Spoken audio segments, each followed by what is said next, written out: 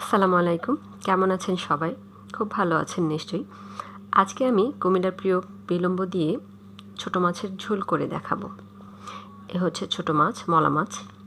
মলা মাছগুলো হালকা ভেজে নেব। গরম তেলে দিয়ে দেব কিছু পেঁয়াজ।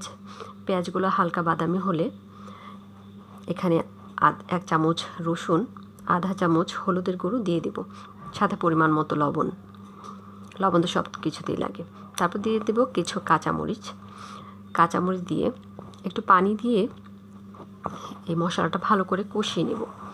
আসলে তরকারির মজাই হচ্ছে মশলা কষানো, যত কষাবেন ততই মজা লাগবে। তারপর দিয়ে দেব পরিষ্কার করে ধুয়ে কাটা বিলম্বগুলো দিয়ে ভালো করে মশলাটার সাথে মাখিয়ে নেব। মোটামুটি সিদ্ধ হয়ে যাবে। তারপর ছোটো মাছগুলো মিশিয়ে নেব। এটা ছোটো মাছগুলো দেওয়ার পর হালকা একটু উল্টে দিয়ে দেব আমি পরিমাণ মতো পানি, যেন একটু ঝোল ঝোল থাকে, কারণ ঝোল হলেই মজা লাগে।